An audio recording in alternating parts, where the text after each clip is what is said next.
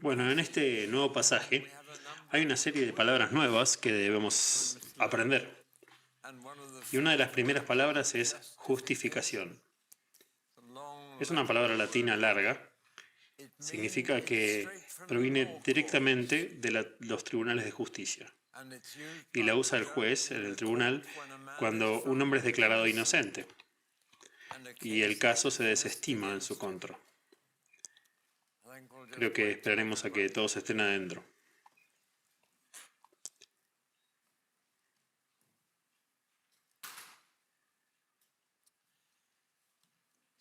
Así que es equivalente a ser declarado inocente. Ahora, ¿cómo puede ser que Dios pueda declarar a aquellos que pecaron de la manera que vimos en capítulos anteriores? ¿Cómo podría ser que Dios los declarara inocentes? Suena imposible. Pero esta es la solución de Dios al problema.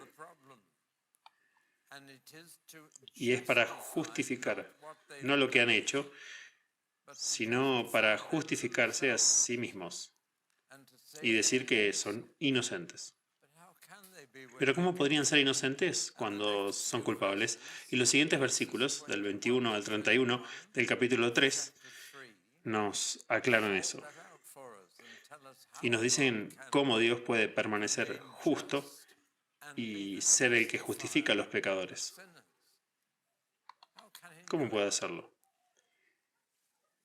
Dios es tan justo que debe castigar el pecado. O para decirlo de otra manera, Dios es demasiado justo para perdonar a alguien. Sería inmoral que un Dios justo descarte a alguien como inocente, cuando Él sabe perfectamente que no lo es. Entonces, ¿cómo es? Y la respuesta es muy simple realmente.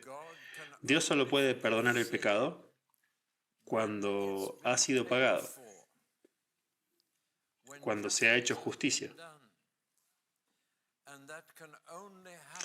Y eso puede pasar solamente cuando se castiga a un inocente en vez de un culpable. Y entonces su justicia ha sido satisfecha y el pecador ha sido justificado, declarado inocente. ¿Entienden lo que digo? Estamos en el corazón del Evangelio ahora. Y el corazón del Evangelio es bastante simple. Si hubiera una persona que nunca debería haber sido castigada por el pecado, es Jesús, la única persona sin pecado. Es Jesús quien fue castigado. De la manera más simple que puedo decir, ha permitido que Dios cambie su actitud hacia el pecado, de una de tolerancia a una de perdón. Y las palabras clave que comienzan la sección de la que estoy hablando son pero ahora. Pero ahora. Cada vez que encuentras uno de los pero de Dios en las Escrituras, es terriblemente importante. Algo ha sucedido. Esto cambia toda la situación. Hasta ahora, Dios no había perdonado el pecado. No podía ofrecer perdón. Hasta ahora. Ahora ha tomado una actitud indulgente. Ha estado pasando por alto el pecado. Literalmente, en un punto de Hechos 17, Pablo le dice a la gente en Atenas que Dios ha estado guiñando el ojo al pecado. Hasta ahora. Pero ahora. Así que hay una gran diferencia entre tolerar el pecado y perdonarlo. Y Dios no podría perdonar completamente el pecado hasta que haya sido pagado. Y pagado por una persona inocente, que acepte voluntariamente el castigo que se le debía al culpable. Eso es lo más sorprendente. Es el corazón del Evangelio. Y así como esta sección termina diciendo que Dios puede ser justo y el que justifica a los culpables, pero también hay una condición por parte de Dios. La justicia tiene que ser satisfecha. El castigo del pecado tiene que tener lugar. Y la cruz no es tanto una demostración del amor de Dios, sino una demostración de su justicia. Eso es lo que dice acá. Y es solo cuando te das cuenta que la cruz es una clara demostración de su justicia, de que alguien tiene que ser castigado para satisfacer su justicia, pero que en su gracia, y esa es otra palabra nueva que viene en este párrafo, en su pura gracia, su favor inmerecido, ha enviado a su Hijo para que lleve el castigo en nuestro nombre. Ahora, hasta que no entiendan eso, uno nunca entenderá la cruz. Para decirlo de la manera más simple, porque Jesús tomó el castigo que me correspondía, puedo ser perdonado.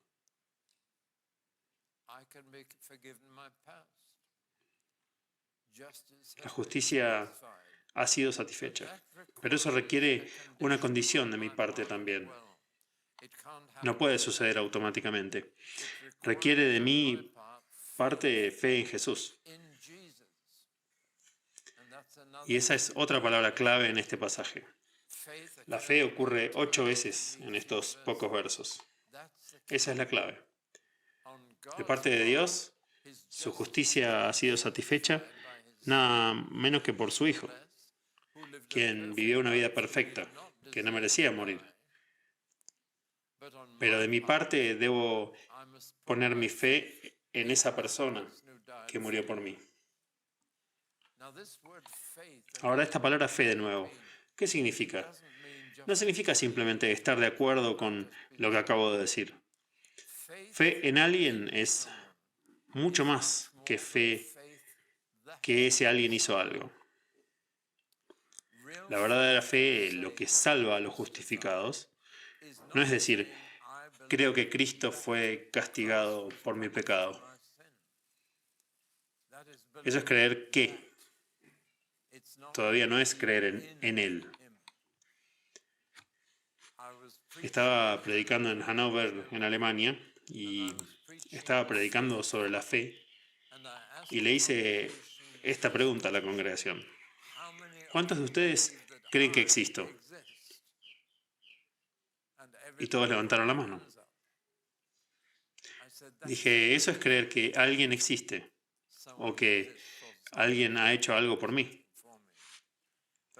Pero luego dije, ¿cuántos de ustedes creen en mí? Y solamente media docena de personas levantaron la mano. ¿Comenzaron a ver la diferencia?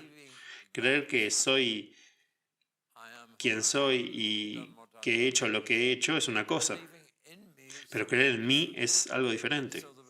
Y entonces había muchas dudas. Pero 6 u 8 personas levantaron la mano, incluyendo una señora bien vestida en la primera fila. Y todavía la puedo ver. Y le dije, ahora aquellos de ustedes que profesaron fe en mí, no sé si tienen esa fe o no.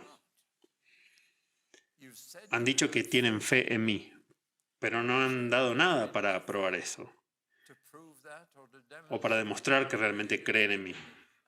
Y le dije a esta señora en la primera fila que parecía que podía recibir un poco de burla. Ahora, usted levantó la mano y dijo que cree en mí.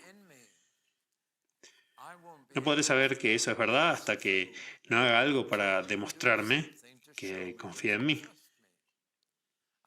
Dije, si me da su dinero para cuidar, sabría que cree en mí. Y un silencio horrible se apoderó de toda la congregación. Me estaba dirigiendo a la mujer más rica de Hannover. Y toda la iglesia se horrorizó cuando dije que me diera su dinero para cuidar. Y así sabría que cree en mí. Pero lo dije en serio. Más tarde descubrí que ella había pagado la construcción de la iglesia en la que estaba hablando. Una hermosa iglesia nueva. pero remarqué lo que quería. Fe es mostrarle a alguien por tus actos que crees en él. Y lo hacemos todos los días. Si me subo al auto que conducen, estoy creyendo en ti. Es una cuestión de confianza y obediencia juntas. La fe combina ambas. Si crees en alguien, harás lo que te diga.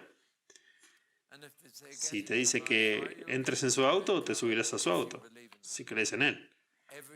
Cada vez que me subo a un avión, confío en el piloto. Creo que me llevará a donde me tiene que llevar. Y subirme al avión es un acto de fe. Ahora, con fe en Jesús, necesitas hacer algo para mostrarle que confías en Él. Y que por lo tanto lo vas a obedecer si te dice que hagas algo. Eso es fe en alguien. Y vamos a ver en este estudio que Abraham es el clásico ejemplo de alguien que realmente depositó su confianza en el Señor. No conocía a Jesús en ese momento porque Jesús no había nacido, pero tenía fe en Dios. ¿Y saben cuándo demostró esa fe? Y fue cuando Dios no solo le dio un hijo, sino que le dijo que sacrificara a ese hijo. Era una prueba terrible para Abraham. Y sin embargo, siguió adelante con el sacrificio de Isaac. Y la declaración más significativa se hizo después. Dios no le permitió sacrificar a Isaac, pero lo probó hasta el punto de cortar su única esperanza para el futuro, porque solo a través de Isaac se cumpliría la promesa. Y Dios dijo, ahora mátalo para mí. Y puedo imaginarlos subiendo a esa colina cuando el niño dijo, tienes la madera para el sacrificio, pero no tienes ningún animal para sacrificar. ¿Cómo vas a ofrecer un sacrificio a Dios? No sé si Abraham le dijo en ese momento, pero tarde o temprano debe haberse dado cuenta de que el sacrificio era él. Y Abraham estaba dispuesto a seguir adelante con su muerte. Y dice, después de eso, escuchen bien, después de eso, Dios le dijo a Abraham, ahora sé que me temes.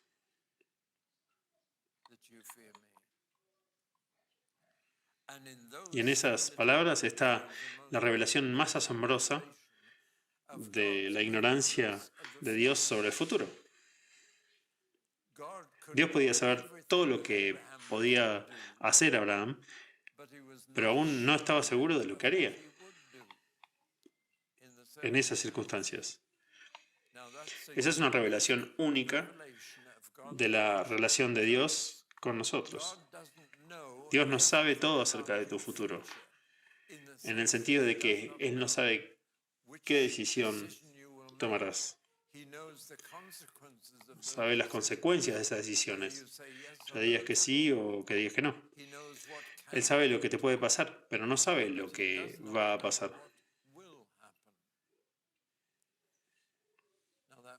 Ahora, esto puede que los sorprenda. La idea es tan común que Dios sabe todo lo que va a pasar y sabe a ciencia cierta qué camino vas a decidir antes que tú decidas. Y sin embargo, aquí tenemos esta frase de Dios. Ahora sé. Ahora Dios está seguro de la fe de Abraham. Él no estaba seguro antes de eso. Pero cuando Abraham estaba dispuesto a sacrificar a Isaac, eso era una garantía para Dios de la fe de Abraham,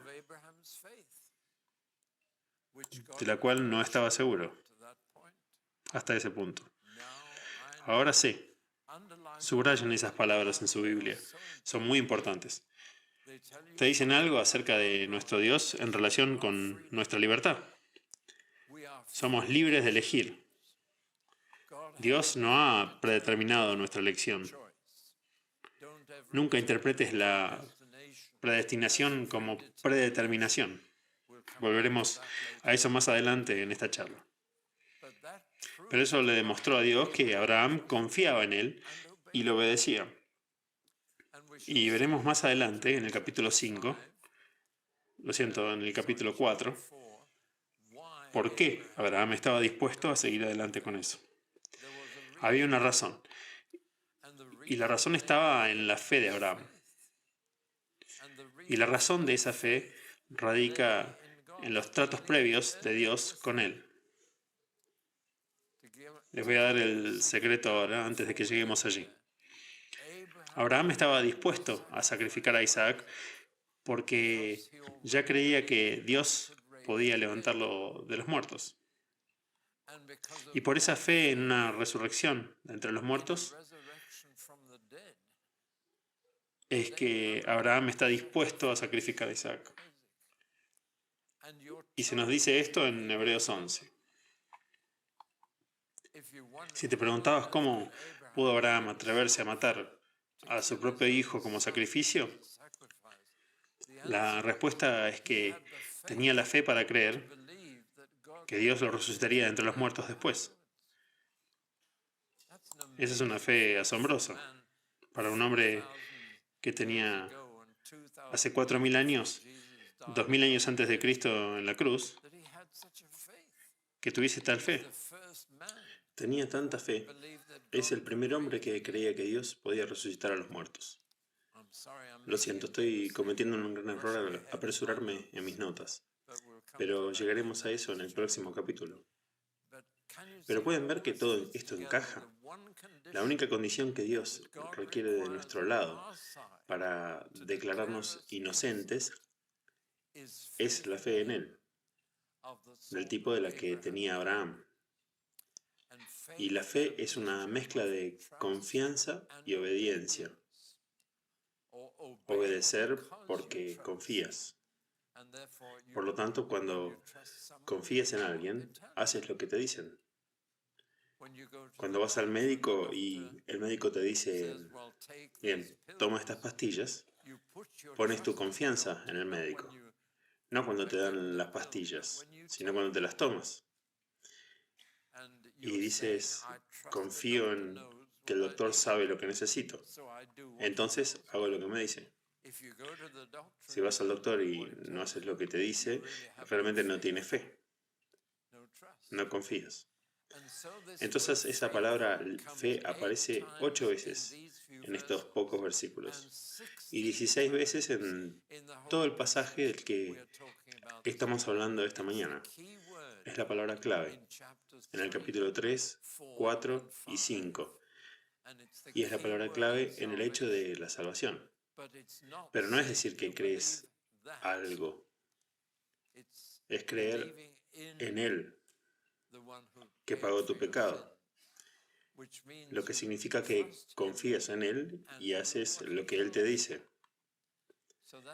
Así que eso es más que solo decir la oración del pecador, es algo mucho más profundo.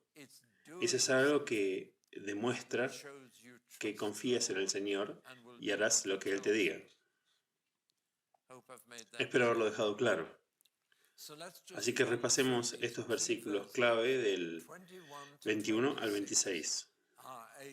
Son un pasaje clave en todos Romanos y van al corazón mismo del Evangelio. Y el corazón del Evangelio es la cruz. El hecho de que tus pecados han sido pagados. Hasta ahora, hasta ese momento, Dios ha tenido tolerancia del pecado, lo que significa que lo pasó por alto al pecado. Aceptar que eres un pecador, pero no declararte inocente. Pero ahora el pecado ha sido pagado. Porque como él repite aquí, todos han pecado y se quedan cortos. Y por lo tanto, uno no puede salvarse a sí mismo. Eso es como tratar de levantarse tirando de los cordones de los zapatos. Uno no puede hacerlo. Nunca puede volverse inocente. Y una de las tragedias del pecado es que uno pierde su inocencia y uno nunca puede devolvérsela a sí mismo. Pero voy a ilustrar esto desde la esfera sexual. Tan pronto como has tenido relaciones sexuales con alguien con quien no estabas casado, has perdido tu inocencia. Y no puedes volver a dártela a ti mismo. Y sabes que has perdido algo. Es por eso que Dios nos dijo que guardáramos el sexo para el matrimonio. Quieres venir al matrimonio inocente, para que puedas darle a la persona con la que te casas el mejor regalo de bodas que puedas darle. Y esa es tu inocencia.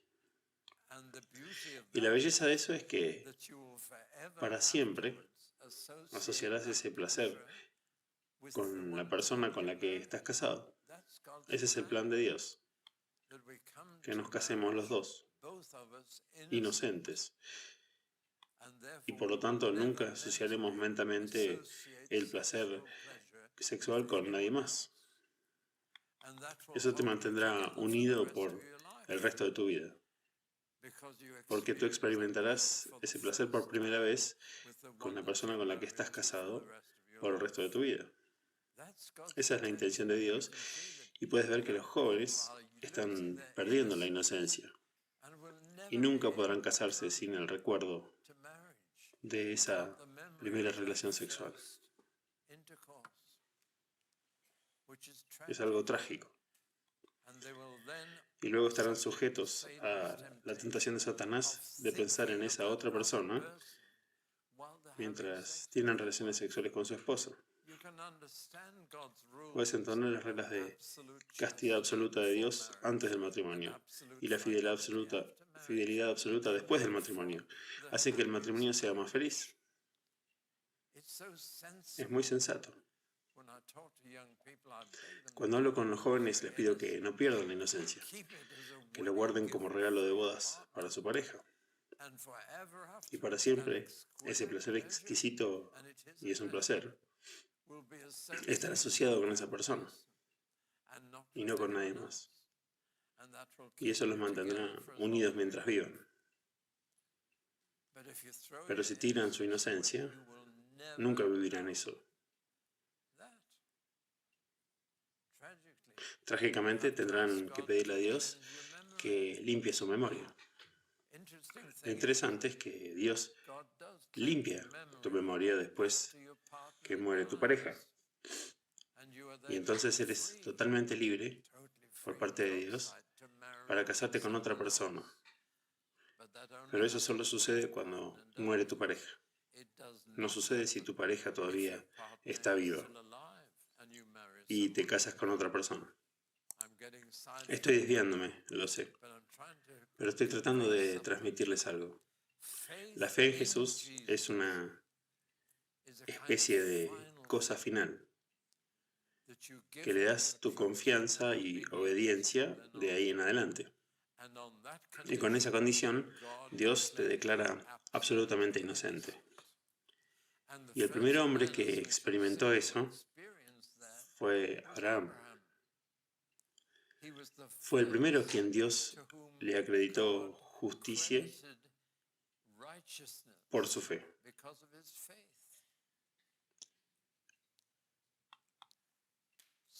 Lo primero entonces es la justicia. Es algo que Dios da y nosotros recibimos. Es una justicia de Dios, aparte de la ley, aparte de las buenas obras, aparte de ganarla. Es totalmente gratis. Es a través de la fe en Jesucristo, en Él, como una persona que ha pagado la deuda por ti. Y por cierto, esta es la primera mención del Señor Jesús en la carta. Hasta ahora no lo hemos mencionado, excepto al principio, cuando Pablo dijo que soy un esclavo de Jesús. Pero ahora se lo menciona como el corazón del Evangelio. Decir que el cristianismo es Cristo es un cliché, pero es una declaración fundamental. Que el cristianismo, ser un cristiano, es haber puesto tu confianza y por lo tanto tu obediencia en esta persona que pagó el precio de la justicia por ti, lo que significa que ha sido comprado por un precio, y que cada acto de perdón de Dios está escrito en la sangre de Jesús. Tolerancia hasta entonces y perdón después de eso. Así que es gracia, porque todos han estado destituidos de la gloria de Dios, y lo hemos explicado anteriormente. No importa si te has quedado corto en un 30%, 60%, 90% o incluso 99%. Te has quedado corto de cualquier modo. Y por lo tanto necesitas el regalo gratuito de la gracia. Y eso es lo que recibes cuando crees en Jesús. Y él habla de la redención de Jesús. Esa palabra redimir significa siempre pagar por la libertad de alguien para rescatarlo. Pero si redimes algo que has dejado en una casa de empeño, tienes que pagar para recuperarlo. Y eso se llama redimir. Volver a comprar lo que dejamos en la casa de empeño. ¿Tienen corredores de empeño en Singapur? Está bastante bien si lo tienen. Pero le das algo a un prestamista, él te da el dinero por ello, puedes gastar ese dinero o pagar deudas con él, pero debes redimir tu propiedad. Es tuyo, pero no te pertenece. No puedes usarlo todavía. Es tuyo, está tu nombre, pero lo redimirás cuando pagues el precio para recuperarlo. Y eso es lo que ha sucedido, y por eso hablamos de la redención. Significa más que rescatar, significa pagar el precio para rescatar. Y Jesús nos redime pagando el precio con su propia vida, con su propia sangre. El perdón no es barato. Siempre cuesta mucho a alguien, y a Jesús le costó todo. Pero la redención se nos ofrece como un regalo gratuito que Él pagó. Y es gratis para nosotros. Eso es gracia. Y en tercer y último lugar en esta sección, Dios ahora puede ser justo y justificador de los pecadores. Es justo porque hizo pagar a alguien, pero dio a su propio Hijo para hacer el pago. Así que nunca piensen que Jesús nos estaba rescatando de un Dios reacio a perdonar. Fue Dios quien lo ideó, y fue Dios quien envió a su Hijo. Y en un momento debe haber dicho: Hijo, ¿estás dispuesto a ir y pagar por los pecados de todo el mundo? Hace una pregunta, que por el más mínimo pecado, la muerte es la pena. Siempre parece un poco exagerado, que Dios debería, por solo una pequeña mentira, pronunciar la muerte como sentencia.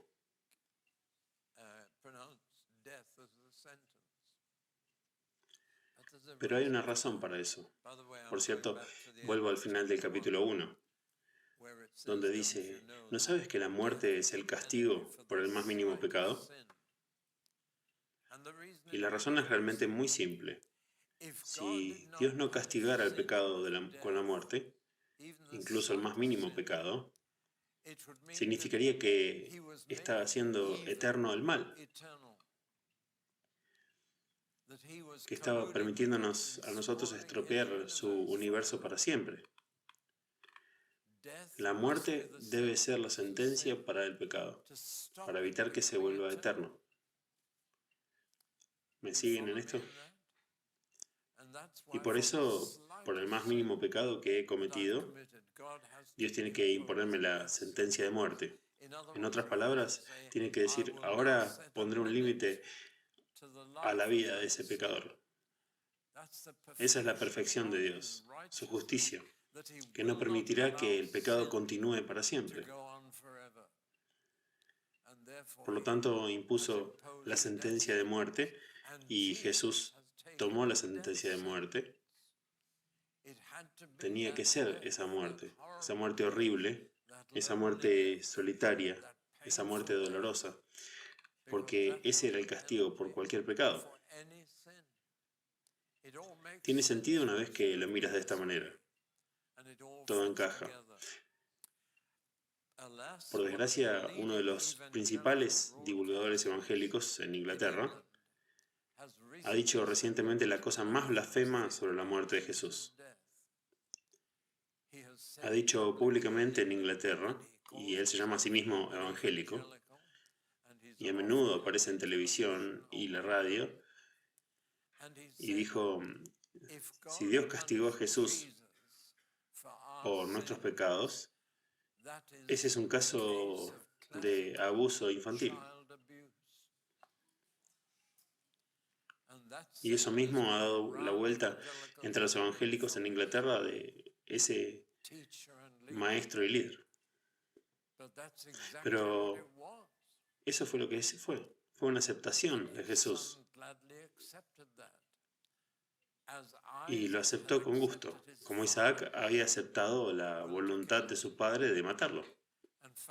Y curiosamente estaba en la cima de la misma montaña en que Abraham ofreció a Isaac y casi lo mata, y vio un cordero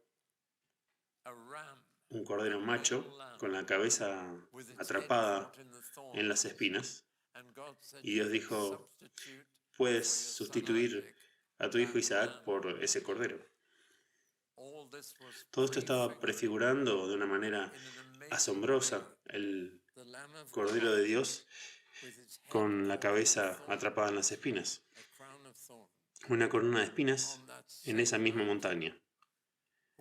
Fue el sacrificio sustituto para todos nosotros. ¿Pueden ver ese enlace asombroso? ¡Qué imagen tan asombrosa! Es una de las cosas que Dios estaba haciendo constantemente, mostrándonos en el Antiguo Testamento cómo iba a operar en el Nuevo. Tengo que seguir. Esto excluye la ley. Versículos 27 a 31. Toda la ley está excluida. Y guardar la ley está excluido.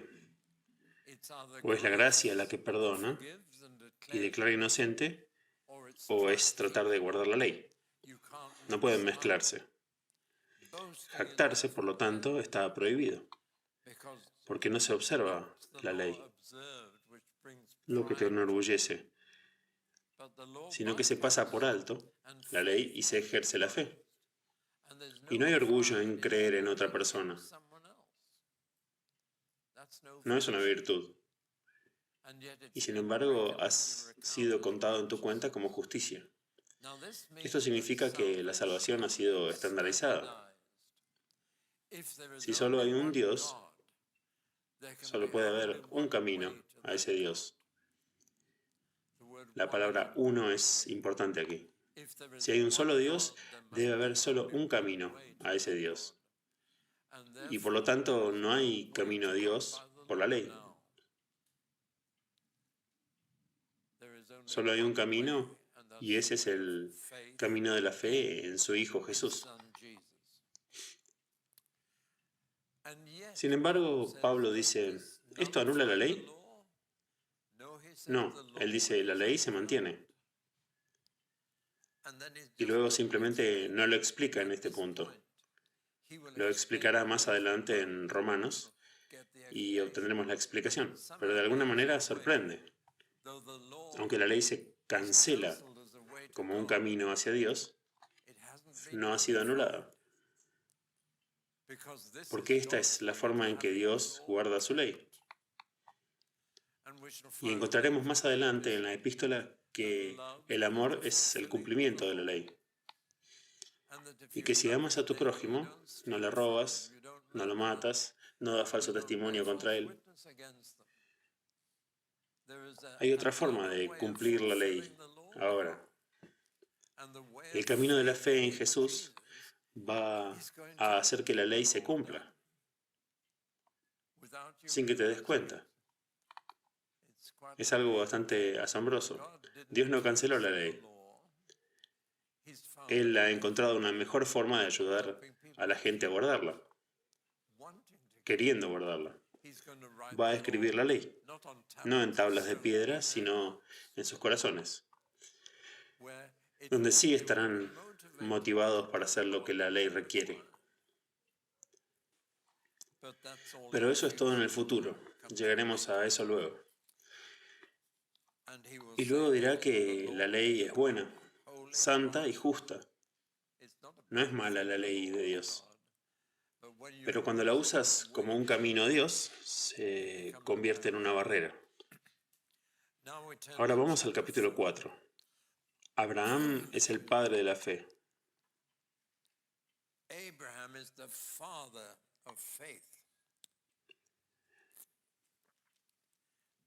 Tengan en cuenta que está escribiendo a los creyentes gentiles de Roma. Y la palabra fe está 15 veces en este capítulo. Y la palabra acreditado aparece 10 veces. Así que encontramos las palabras clave. La fe es acreditada en las cuentas de Dios en reemplazo de la justicia, como si fuera justicia. Eso significa que para entrar en los buenos libros de Dios, todo lo que necesitas es fe. Y si estás confiando en su Hijo, que pagó la deuda por ti, entonces eres acreditado como un hombre justo. Es un término de contabilidad.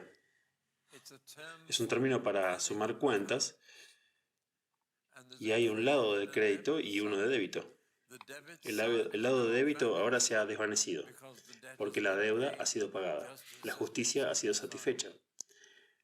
Pero en el lado del crédito está tu fe. Y eso es todo lo que Dios requiere para declararte inocente. El caso es desestimado. Tu juicio ha tenido lugar y eres libre. Una persona inocente. Y eso es nuevamente el corazón del Evangelio. La fe ha sido acreditada en el acta de tu vida del cielo. Y está en el lado bueno, positivo. Y es todo lo que necesitas para ser declarado inocente por Dios. ¿Qué Evangelio tenemos? Qué buenas noticias para las personas que están hasta los ojos endeudadas. Que les digan que la deuda es cancelada. La forma en que cancelaban las deudas en los días bíblicos era tomar el resumen, doblarlo y clavarlo en la pared. De modo que si le debías dinero a un tendero o a un carpintero, tu deuda con él quedaba clavada en la pared de su tienda. Y cuando se cancelaba la deuda, doblaría el papel y clavaría el clavo a través de ambos lados del papel. Se cancela, se ha ido. Eso es exactamente lo que Pablo dice más tarde en otra carta, donde dice que Jesús tomó su deuda y la clavó en la cruz. Y la deuda se ha ido. Y si realmente te das cuenta del alivio que viene cuando las deudas son pagadas, es pura alegría. Alguien explotará de alegría si cancelas su deuda por ellos. Y una vez más, en la cruz, tu deuda ha sido cancelada, doblada y clavada en la cruz, dice Pablo. Bueno, ahora esta idea de fe acreditada, Abraham descubrió eso y él fue el primero en hacerlo así. No se decía que él era justo por las buenas obras que había hecho. Si hubiera sido así, hubiera recibido salario, porque Dios habría tenido la obligación de pagarle. Habría tenido a Dios en deuda con él. Y se sorprenderán de cuántas personas comunes piensan que pueden tener a Dios en deuda con ellos y que han hecho suficientes buenas obras para conseguir saldar su deuda y que Él está obligado a llevarlos al cielo, que Él está bajo contrato. Qué pensamiento tan terrible. Así que no es salario por obras, o Abraham podría haberse jactado, no era una obligación, era una ofrenda voluntaria a Abraham. No había que ganárselo o merecerlo. Se le ofreció gratuitamente. Así que no era salario por obras, sino un regalo por la fe. Y luego el rey David retomó el mismo pensamiento y en los Salmos dijo, esta bendición de tener tus deudas pagadas es para cualquier hombre. Y él en los Salmos dice, bienaventurado el hombre cuyos pecados no son tenidos en cuenta y no se ponen en el lado deudor de la cuenta celestial. Un pensamiento hermoso. Y debido a esto, porque Abraham descubrió esto antes de ser circuncidado y antes de circuncidar a cualquier otra persona, significa que la circuncisión no tiene nada que ver con ser acreditados como justos a los ojos de Dios. Y eso es un golpe en el ojo para los judíos, o uno en el oído, en esta carta. Y con la fe que se le acreditó a Abraham, junto con un futuro que se le prometió a él, y el resto del capítulo 5 trata sobre esa promesa. Y Abraham creyó las promesas de Dios, lo que nuevamente es parte de confiar en alguien y por lo tanto obedecerle. Estás confiando en algo que te han prometido y estás tomando su palabra. Y confías que Él va a mantener todo el trato. Se basa en la confianza. Y una vez que la confianza desaparece, el negocio se vuelve imposible. En cada transacción comercial estás poniendo confianza en otra persona. Estás confiando en lo que prometieron hacer por ti. O lo que prometieron darte que lo mantendrán.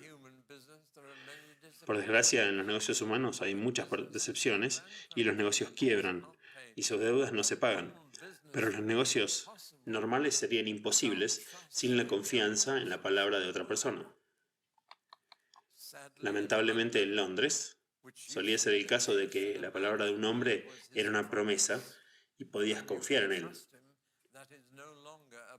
Eso ya no es una certeza en el centro financiero de Londres. No puedes confiar en todos hoy. Eso ha hecho mucho daño a los negocios británicos. Que la palabra de un hombre ya no es un contrato. Y se puede demostrar que no es digno de confianza. Así que ahora los negocios en Londres ahora están más al filo de la navaja, pero solían estar sólidamente basados en el simple hecho de que si un hombre te daba su palabra, podías confiar en eso y eso acumulaba riquezas en Londres. Pero ven que es lo mismo con Dios. Le tomas la palabra de Dios y confías en que cumplirá su promesa. Eso es lo que hizo Abraham. Y lo demostró una y otra vez. Y por eso se le prometió un futuro. Cuando Abraham confió en la palabra de Dios, vio milagros que sucedieron. Y Dios le hizo promesas a Abraham que Abraham nunca vio cumplidas. Murió antes de que se cumplieran. Se le prometió la misma cantidad de niños que las estrellas que hay en el cielo. Eso es 6.000 en los días de Abraham. El ojo humano podía ver 6.000. Nosotros ahora sabemos que hay millones allá arriba. Pero también le prometió que sus hijos serían como la arena del mar. Y Abraham sí sabía que la arena a la orilla del mar son billones y le prometieron billones de hijos. Hoy esa promesa se está cumpliendo. Hay 1.500.000.000 de cristianos profesantes en nuestro mundo. Y porque comparten la fe de Abraham, o al menos la profesan, son sus hijos. Y Abraham murió. ¿Saben cuántos hijos tenía cuando murió? Tenía 9. Está ahí en Génesis. Tenía a Isaac, tenía a Ismael primero, un hijo ilegítimo de la sirvienta de su esposa, que nunca fue la voluntad de Dios, pero no podía esperar pacientemente la promesa de Dios. Pero cuando Dios le hizo una promesa a Abraham, él ya no podía tener hijos, al igual que Sara. Y ella había sido estéril toda su vida y tenía más de 90 años. Y Dios le prometió a Abraham que tendría un hijo. Y Abraham lo creyó y luego su fe vaciló. Y la sugerencia de su esposa fue: es mejor que tengas un hijo con mi sirvienta, y esa es la única forma en que tendrás un hijo. Y miren el resultado de eso. Entre los descendientes de Ismael y los descendientes de Isaac, hoy en día, no hay ningún amor. Ese acto de Abraham ha causado una tensión incalculable en nuestro mundo moderno, porque Ismael ha tenido muchos hijos, y también Isaac. Y el odio entre los musulmanes árabes y los judíos en Israel se remonta al intento de Abraham de acelerar la promesa de Dios y escuchar la lógica de su esposa. Pero volvió a la fe, se arrepintió y volvió a la fe. Y él y su esposa envejecieron más y más, y luego nació Isaac. Eso fue una prueba para Abraham de que Dios podía resucitar a los muertos. Porque, como se nos dice en el capítulo 5 aquí, el vientre de Sara era tan bueno como muerto. Y la virilidad de Abraham también. La realidad era que era tan buena como si estuviese muerta a esa edad. Y sin embargo, Dios trajo vida de 2 personas sexualmente muertas. Fue eso lo que le dio a Abraham la creencia en la resurrección de los muertos. Y para nosotros tenemos una fe fundamental en el Dios que nos trae a la vida desde la muerte. No es el útero de Sara lo que prueba eso, sino la tumba de Jesús. Pero es la misma fe. Es la misma confianza total en un Dios que puede resucitar a los muertos. Y fue esa fe la que llevó a Abraham a sacrificar a Isaac, o a estar dispuesto a hacerlo. Lo que le probó a Dios que realmente le temía. Ahora lo sé, recuerden eso. Así que Dios le prometió a Abraham un futuro. No solo de tener un hijo, sino de tener tantos hijos que nadie los pudiese contar, como la arena en la orilla del mar, como las estrellas en el cielo. Ahora que se ha cumplido, lo podemos ver en nuestros días. Y por eso tenemos fe en Dios, que puede traer vida entre los muertos. Lo hizo con su Hijo Jesús después de pagar la pena. Fue Dios quien resucitó a Jesús. Jesús no lo hizo por sí mismo. Fue Dios quien lo hizo. Fue un acto de creación. Dios quitó el viejo cuerpo de Jesús en la tumba y le dio un nuevo cuerpo fuera de la tumba.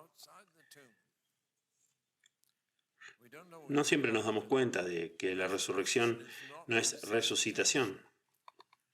Dios no restauró el viejo cuerpo de Jesús en la tumba. No trajo el viejo cuerpo de vuelta a la vida, o ese cuerpo hubiese muerto de vuelta, de viejo. La realidad es que el cuerpo con el que Jesús salió de la tumba no era el cuerpo con el que entró en la tumba. Ese cuerpo había desaparecido, dejando las vendas enrolladas.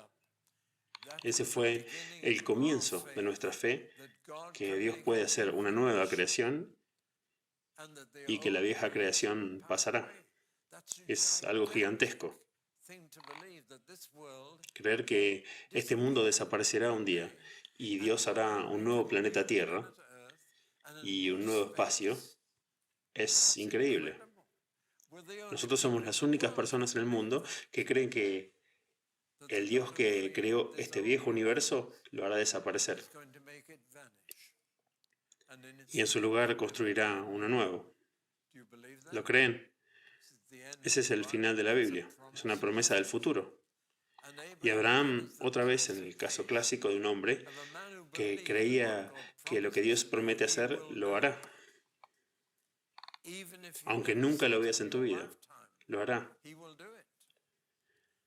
Y uno de los versículos que siempre me conmueve es en el medio de Hebreos 11, donde después de describir toda la fe que tuvieron los seguidores de Dios en el Antiguo Testamento, dice, todos estos murieron creyendo.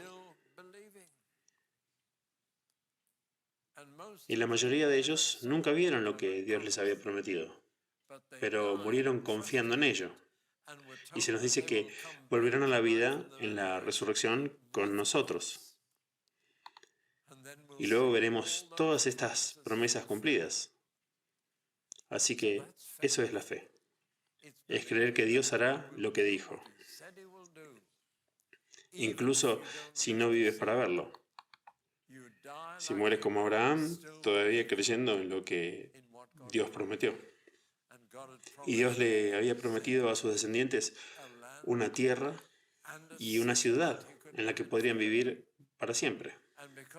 Y debido a esa nueva ciudad que Dios le había prometido, se contentó con vivir en una tienda de campaña después de retirarse.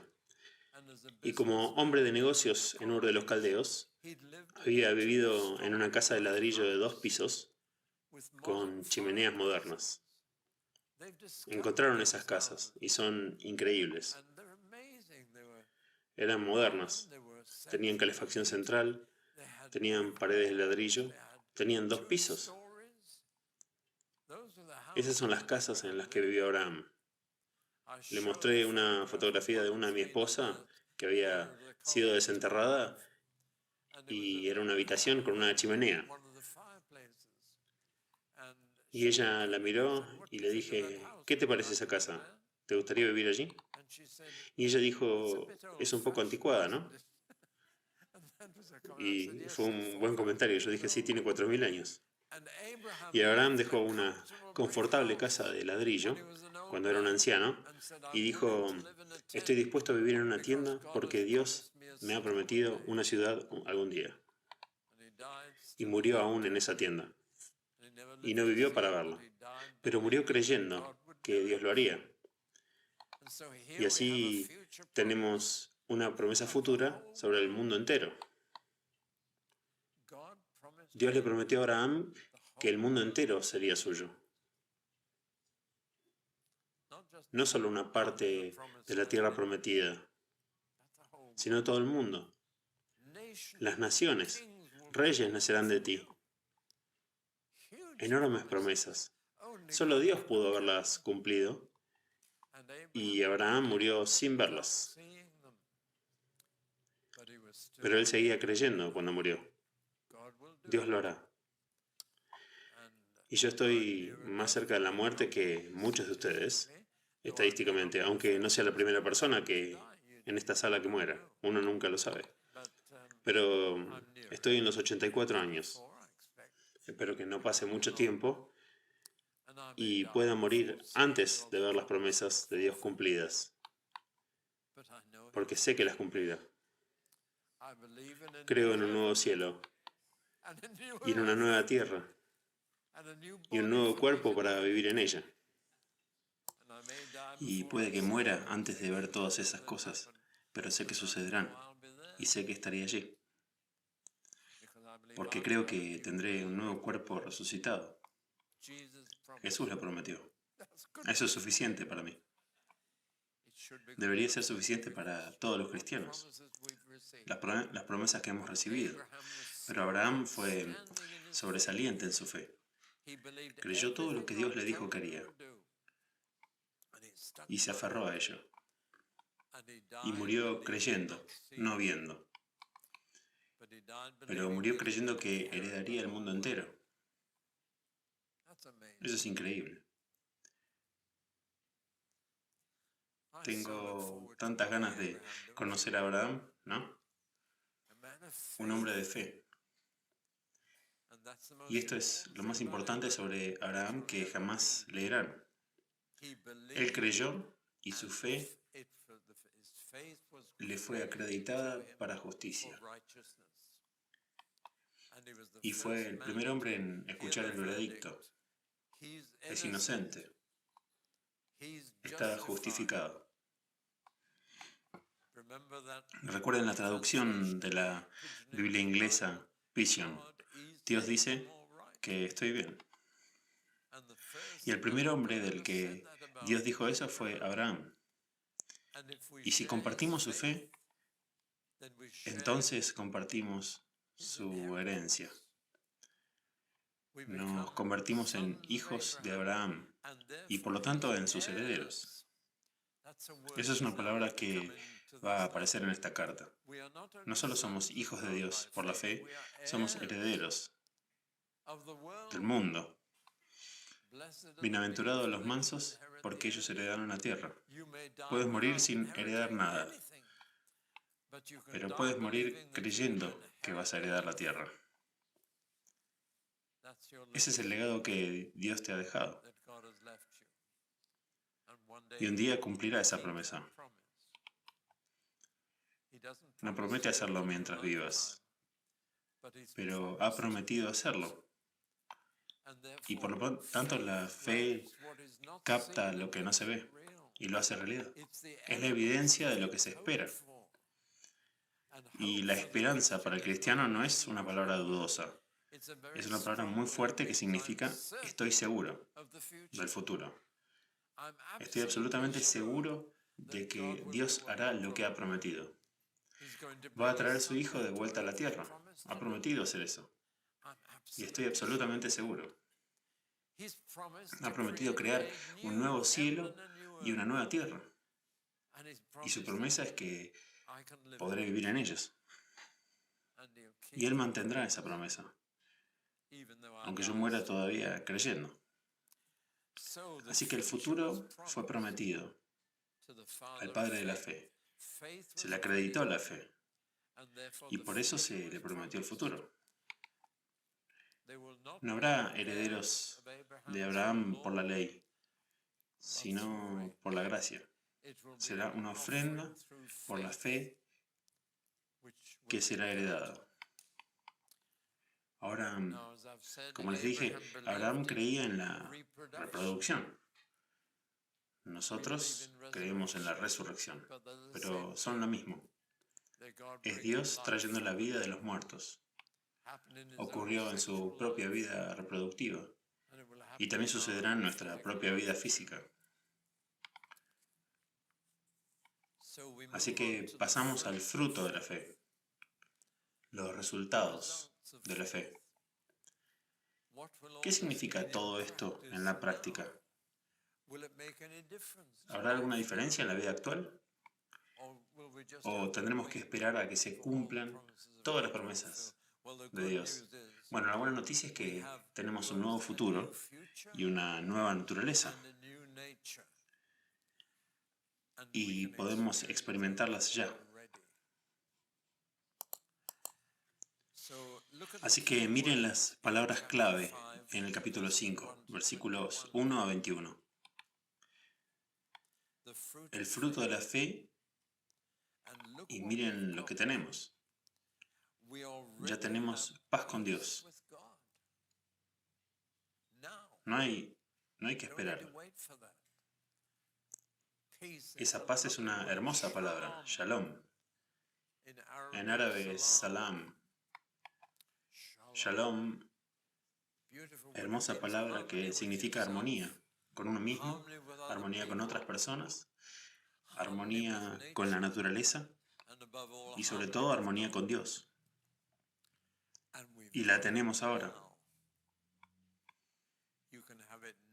Puedes tenerla ahora. Es el resultado presente de la fe. Y no solo tenemos paz con Dios, tenemos acceso a Dios. Y lo tenemos ahora. Mucho antes de heredar la tierra, tenemos acceso a Dios.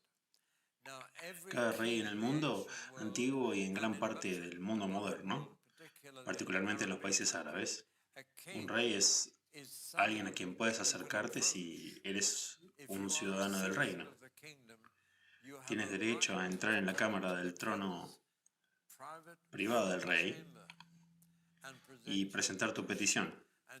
Y ustedes deben haber visto las imágenes de los árabes en particular juntándose en la sala del rey, con peticiones que pueden presentarle. Tienen acceso. Y es una de las características inusuales de la cultura árabe, que todo ciudadano tiene acceso al rey. Pero como cristianos tenemos acceso al Rey de Reyes. Puedes ir al Rey de Reyes en cualquier momento y en cualquier lugar con una petición y pedirle ayuda. Es un privilegio en Él ahora. No es algo que tengas que esperar o que todavía creas que va a suceder cuando mueras. Es algo que puedes disfrutar cada día. Tenemos acceso al trono de la gracia. Una niña volvía a casa de la escuela dominical y cantaba un estribillo que acababa de aprender. O era un estribillo que creía que había aprendido. Y corría por la calle cantando, Dios todavía está en el teléfono. Dios sigue en el teléfono. Pero ella tenía razón. No se necesita un teléfono móvil para llegar a Dios. Puedes comunicarte con Dios en un instante. Estés donde estás, no importa lo que estés pensando. Tienes el acceso al trono de la gracia. Es un gran privilegio. Los no cristianos no tienen acceso. Pueden rezar, pueden hacer sus oraciones, pero no tienen acceso. Y el lugar santísimo está ahora abierto de par en par. La cortina que cerraba el lugar santísimo a la gente común, incluso a los sacerdotes comunes, ha sido rasgada en dos, de arriba abajo, cuando Jesús murió, y ahora tenemos un acceso total al lugar santísimo del cielo, ya que el tabernáculo terrenal y el templo terrenal eran solo copias de lo que realmente está sucediendo allá arriba, en el cielo, y tenemos acceso.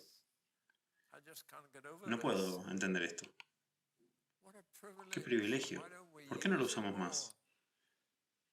Tenemos acceso y paz. Y solo les he dado la primera frase del capítulo 5. Y si sigo a esta velocidad, nunca llegaremos al final del capítulo. Así que debo seguir adelante. Una de las cosas que ya tenemos es la esperanza. Ahora es interesante que Romanos comienza con un énfasis en la fe y ahora pasamos a un énfasis en la esperanza. Y más tarde pasaremos a un énfasis en el amor. Es la Trinidad de la vida cristiana. Ahora permanecen la fe, la esperanza y el amor. Y me gustaría decirles que ahora permanecen la fe, la esperanza y el amor. Pero de estos el más descuidado es la esperanza. Vivimos en un mundo en el que la gente está sin Dios y por lo tanto sin esperanza. No están sin deseos en la mente, pero el uso de la palabra esperanza en español, de todos modos, es una palabra muy incierta. Esperamos que vaya bien mañana. Bueno, si vives en Inglaterra, siempre estamos hablando del tiempo y siempre estamos decepcionados con él. Esperamos que sea divertido y luego llueve. Es tan impredecible. Esperamos evitar el cáncer. Esperamos un mejor trabajo. Esperamos. Pero estas esperanzas terrenales no son seguras. La palabra esperanza en la Biblia es elpis. La palabra griega significa estar absolutamente seguro. Y se nos ha dado una esperanza para vivir. Ahora tenemos esta certeza del futuro para vivir. No es una ilusión. No es esperar que tengamos unas buenas vacaciones. Ni siquiera es esperar el cielo, en el sentido de que tal vez lleguemos allí después de morir. La esperanza cristiana es un ancla para el alma, dice la carta a los Hebreos. Y un ancla es algo que va hasta el fondo del mar y se engancha a algo y mantiene el barco firme. Y la esperanza cristiana es un ancla que te mantiene firme cuando pasas por malos momentos, cuando pasas por tormentas, cuando el viento te golpea y amenaza con llevarte contra las rocas. En circunstancias así tienes un ancla que te mantiene firme, una esperanza en el futuro que no será destruida por nada que te ocurra. Hablando con los santos, ya sea bajo persecución o sufriendo terriblemente por una enfermedad mortal, habiendo hablado con ellos, he visto que aquellos que tienen una esperanza certera en el futuro pueden ver más allá. Tienen un ancla en lo más profundo, que mantiene el barco en el mismo lugar, sean cual fueran las fuerzas que lo golpean.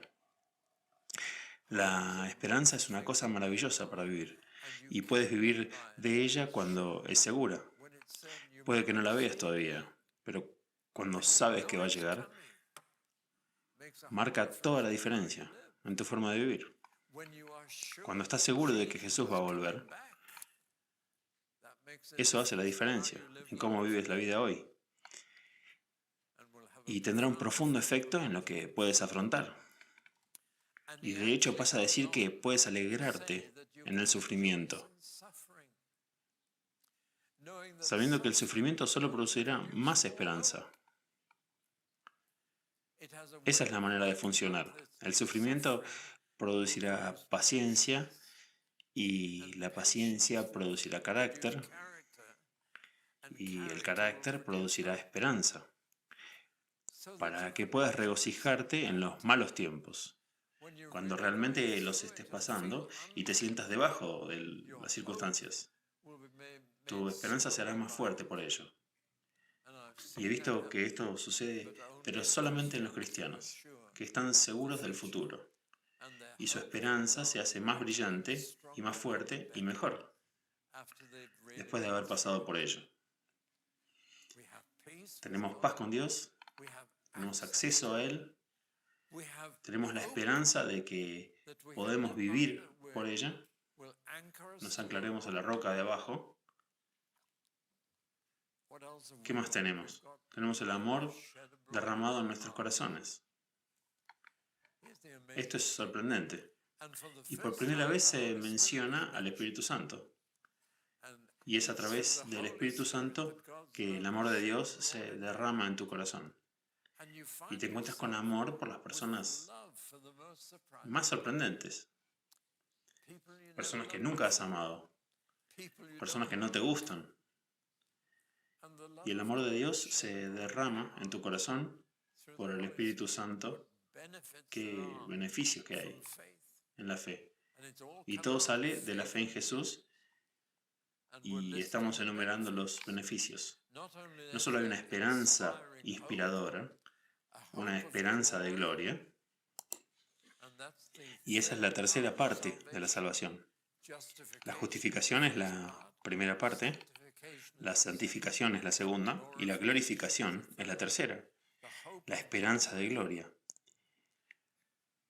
Vamos a brillar con una gloria como la que tuvo Jesús cuando se transfiguró en la montaña, frente a Pedro, Santiago y Juan. Eso es la gloria. Está brillando en esplendor. ¿Quién era ese artista pop? Estoy tratando de pensar. ¿Pueden recordarme? Un cantante de pop que se llamaba Um, he tenido problemas recientemente en la vejez por Gary Glitter. ¿Alguno se acuerda de Garrett Glitter? Qué nombre para una estrella de pop. Y que llevaba todos los trajes de lentejuelas. Gary Glitter tenía lentejuelas en su traje. Él es un hombre viejo ahora, ya no brilla. Pero aún así, una vez dije, cuando estaba predicando sobre Daniel, donde Daniel dice que los justos brillarán como estrellas,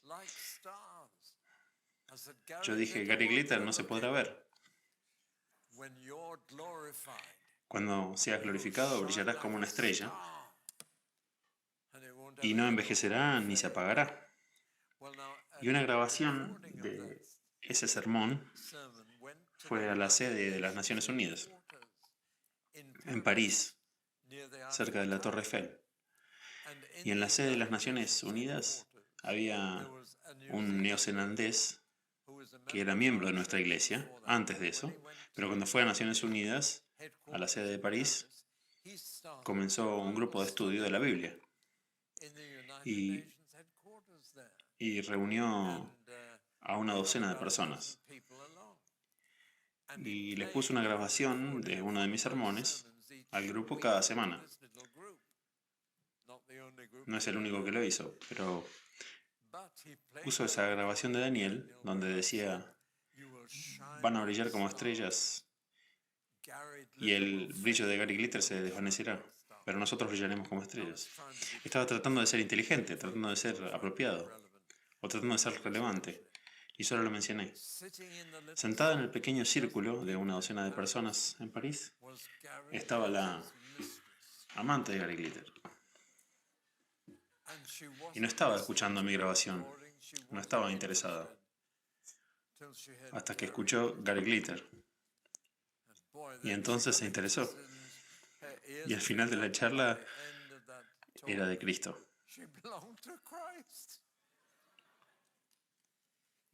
Nunca se sabe que una pequeña palabra extraviada puede ser utilizada por Dios de la manera más inesperada. Es una esperanza de gloria. ¿Les emociona eso? ¿Les emociona la esperanza de gloria? Y es una esperanza en el sufrimiento, porque eso te producirá más esperanza. Y es una esperanza en el amor que se ha derramado en nuestros corazones. ¿Quién dijo que no hay beneficios ahora para una vida de fe? Todo esto es vuestro, en este mundo y en esta vida. Habrá una creciente ayuda para nosotros de Jesús mismo. Y aquí viene un argumento sobre la salvación futura. Pablo dice, si hemos sido justificados por su sangre, ¿cuánto más seremos salvados? Noten el tiempo futuro, la salvación futura. ¿Cuánto más seremos salvados por su vida? Y la tragedia de centrarse en la muerte de Cristo todo el tiempo es que se pierde el cuánto más seremos salvos por su vida. La resurrección significa más para nosotros que su muerte. Su muerte fue maravillosa, nos permitió ser justificados y declarados inocentes. Pero ¿cuánto más seremos salvados por el Cristo resucitado y ascendido, ahora a la derecha del Padre, tomando nuestras oraciones y presentándoselas al Padre en nuestro nombre? Escribí un pequeño folleto, tal vez está en la librería, no sé. Se llama ¿Dónde está Jesús ahora y qué está haciendo? Y dice que no creas que Jesús está todavía en la tierra y un poquito en algún lugar en tu corazón. Jesús está arriba, está a la derecha del Padre. El Espíritu Santo ha tomado su lugar en la tierra. Por eso no recibes a Jesús ahora, sino que recibes al Espíritu Santo, quien es su sustituto en la tierra. Pero tenemos a Jesús ahora en lo alto, a la derecha del Padre, presentando nuestra causa y abogando. Si un cristiano peca, tenemos un acusador en el cielo, Satanás, que dice, así hay uno de tus hijos pecando, Dios. Se llama a sí mismo cristiano, se llama a sí mismo piadoso, y mira, está pecando. Cada vez que pecamos hay un acusador en el cielo, y ahí está el diablo. Él tiene acceso a los lugares celestiales, hasta que sea arrojado a la tierra en una etapa de la historia futura. Tenemos un acusador allá arriba, pero como dice Juan en su carta, al mismo tiempo tenemos un abogado ahí arriba para defender nuestra causa. Esa es una de las cosas que Jesús está haciendo por ti ahora mismo. Él está intercediendo por ti ahora, orando por ti, cuando nadie más está orando por ti. Ahora. Estoy asombrado por el capítulo 5. Ahora tengo todo esto. Y lo que queda por venir, la mente se aturde. Así que tenemos la ayuda creciente de aquel que murió, no por sus amigos, no por los buenos, sino que murió por sus enemigos. No hay mayor amor que este, dice Jesús, que un hombre dé su vida por sus amigos. Y eso es citado tantas veces, recordando a los muertos en las 2 guerras mundiales, está en sus monumentos. No hay mayor amor que este. Pero, ¿han oído hablar de un británico que haya muerto por los alemanes durante la Segunda Guerra Mundial? Yo nunca.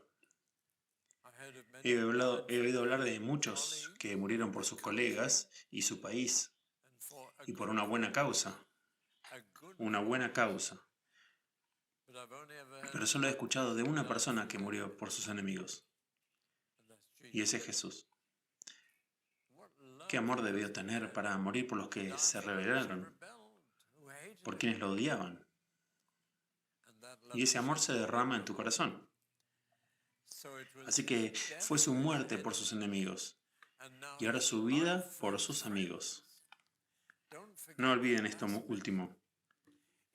No es solo su muerte lo que salva, es su vida. ¿Cuánto más nos salvará su vida? Y no se refiere a su vida antes de morir, sino a su vida después de resucitar, su vida actual. ¿Cuánto más nos salvará ahora y en el futuro por su vida? Cuando vuelva a venir, ¿saben por qué vuelve a venir? Según Hebreos 9, viene a traer la salvación a los que le esperan.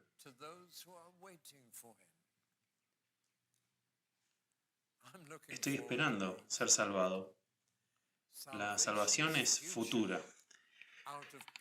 Los tiempos pasado, presente y futuro del verbo salvar, has sido salvado, estás siendo salvado, serás salvado. El énfasis del Nuevo Testamento está en el futuro. Hay más sobre tu salvación futura que sobre la pasada. Y yo reacciono negativamente cuando alguien habla de la conversión en tiempo pasado. Me dicen, tuvimos 10 personas salvadas el último domingo. O fui salvado hace 20 años en una cruzada de Billy Graham. Todos los evangélicos con los que he hablado solo usan la palabra salvado en tiempo pasado, como si todo hubiera terminado. Pero no es así. Recién empieza. Y he tenido esa reacción incluso desde que llegué a Singapur. Alguien usó la palabra salvado. Y les dije, quiere decir que empezabas a ser salvado. Se quedaron un poco sorprendidos cuando dije eso. Comencé a ser salvo cuando tenía 17 años, pero solo fue el principio de mi salvación. Seré salvo. Espero ser salvado cuando Jesús vuelva. Ahí será cuando me salve. Y estaré totalmente salvado. Completamente salvado. Mi cuerpo no está salvado todavía. Todavía lleva las marcas de mi vida pasada. Pero la redención de mi cuerpo vendrá cuando Jesús regrese. Y mi cuerpo será salvado. Este se va a pudrir en una tumba. no voy a ser incinerado, quiero ser enterrado y he elegido el lugar. Porque cuando se entierra a alguien parece que se le está plantando en la tierra. Y lo que se planta en la tierra brotará. No estoy en contra de la cremación, pero los cristianos han preferido la sepultura, como el Señor, y esperan salir de una tumba. No me malinterpreten, Dios puede levantar un nuevo cuerpo de las cenizas, así como del polvo. Él es creador, y lo hará así. No dice que si te incineran, no te voy a resucitar. No crean eso y no se atrevan a decir que David Powson dijo eso. Pero yo prefiero el entierro. Y es interesante que la cremación haya tenido un efecto psicológico más grave en términos de duelo continuo que el entierro. Porque de alguna manera, para algunas personas, quizás algo neuróticas, pero creen que han destruido a su ser querido. Mientras que si los plantan en la tierra, no han destruido el cuerpo que han plantado. Así que es un poco más fácil creer en la resurrección cuando has sido enterrado. Pero solamente tiro esto para que si los que se están preguntando qué quieren. Ahora llegamos a una sección muy extraordinaria, los versículos 12 a 21. Y aquí hay una verdad muy simple, que muchos encuentran muy difícil de aceptar. Y la verdad es que a través de un solo acto de desobediencia de un hombre, la muerte ha llegado a toda la raza humana. Y por el acto de obediencia de un solo hombre, ha llegado la justificación para la raza humana. Y el hombre cuya desobediencia recordamos es Adán. Y aquí hay un principio muy importante. Si te resulta difícil aceptar que un hombre, Adán, trajo la muerte a todos los demás, encontrarán igual de difícil creer que un hombre, con su obediencia, haya dado vida a una nueva raza humana.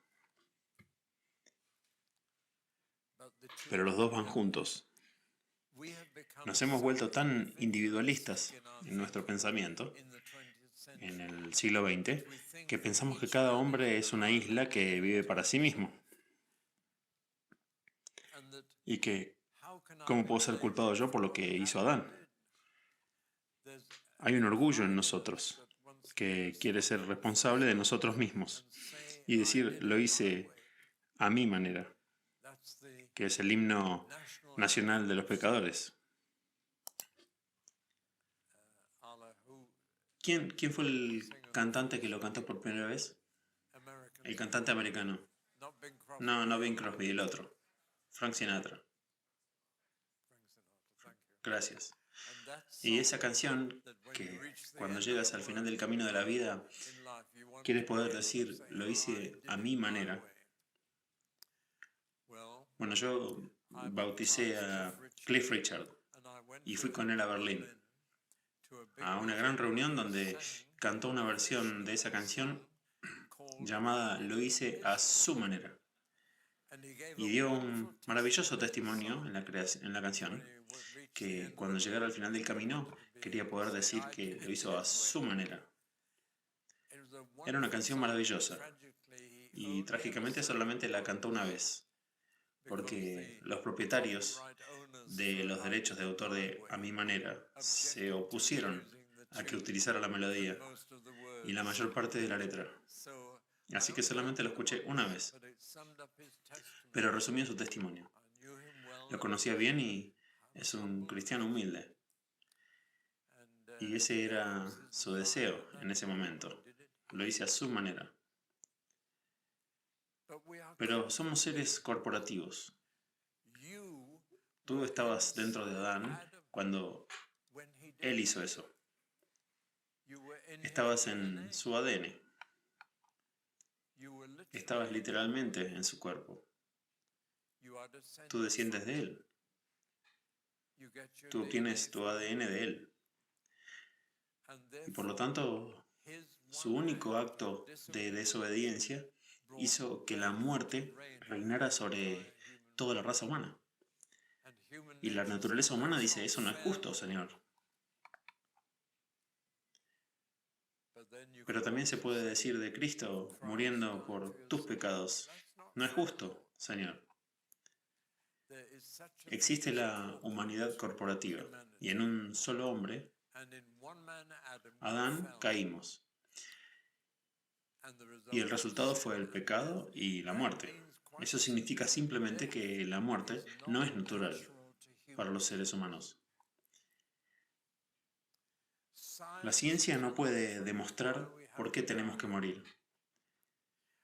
En algún momento nuestros cuerpos dejan de reemplazar las células que mueren con nuevas células y empezamos a decaer. Y ningún científico puede decir por qué sucede eso. Pueden decir cómo sucede, pero no pueden decir por qué. Y desafío a cualquier científico a que diga por qué está ese proceso por el que la capacidad de nuestro cuerpo para renovarse y regenerarse comienza a desvanecerse. Y tus dientes se reducen y tu pelo se vuelve más fino. Tu cuerpo se está acabando. Alguien dijo que cada latido del corazón es un tambor en el camino a la tumba. Y puedo predecir que, a menos que Cristo vuelva primero, todos en esta sala van a morir, incluyendo a este orador, incluyendo también a los que pueden escuchar esta voz. Las dos certezas de la vida son la muerte y los impuestos. Y siempre habrá ambas cosas. Y todos moriremos, y eso es por lo que hizo Adán. Si aceptas que ese es el caso, entonces puedes entender que por lo que hizo un hombre, Jesús, toda la raza humana estuvo involucrada. Como en Adán todos mueren y todos nacemos en Adán, todos estuvimos en Adán, todos descendemos de sus genes. Como en Adán todos mueren, todos en Cristo serán vivificados. Y eso es posible por esta naturaleza corporativa de la humanidad. Por eso la ambición de Pablo era ver un hombre nuevo en Cristo Jesús. No muchas personas en Cristo Jesús, sino una nueva humanidad, una nueva raza. Cuando me hice cristiano dejé de ser Homo sapiens y me convertí en Homo novus, que significa hombre nuevo. Un hombre nuevo en Cristo. Nos hemos convertido en una nueva humanidad, ya que sobre la vieja humanidad reina la muerte, y todavía lo hace. Y sobre el mejor cerebro y el mejor cuerpo y la mejor vida pende la muerte. Y dejamos todo atrás.